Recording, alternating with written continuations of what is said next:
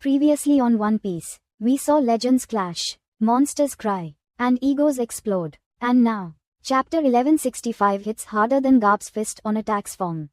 Welcome to God Valley, the battlefield where gods, pirates, and government secrets all went to die. This is Echo, the storms raging, the ground splitting, and somewhere out there, Rocks D. Xebec is screaming for help. Please, kill me. Yeah, that's right. The same guy who tried to conquer the world is now begging for the sweet release of death. Roger and Garp, they're standing there like, you hear that too, right? Yeah, because apparently saving the world requires double teaming a suicidal demigod. Rocks goes berserk, crying, roaring, slashing like a broken cheat code. And our two icons are like, none of this adds up. Because for once, power itself looks cursed, twisted, monstrous, blades flash, fists crack the sky. And the world witnesses the impossible. The sky literally breaks in half. The Rocks pirates are done for.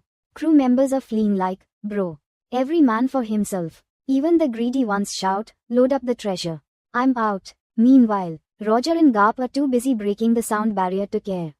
And somewhere in the chaos, Vice Admiral Garp's like, can you defeat that? And Roger, with his usual pirate logic, goes, hell no, but I'm gonna try anyway.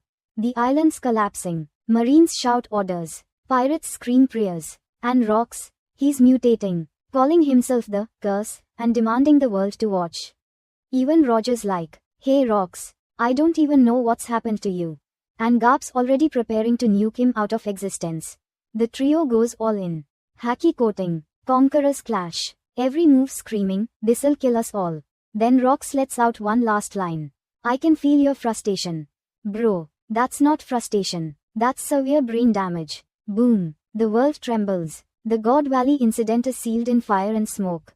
The Rocks pirates, history, the Marines, barely standing, and the world government, already cleaning up the evidence like a crime scene podcast, the records were purged.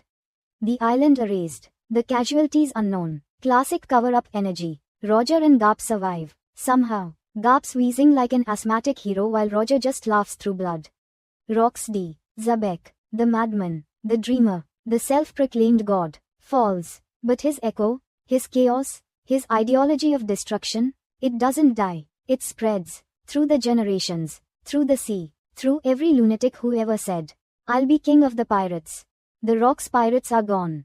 But their impact shattered an era. The government buried the story.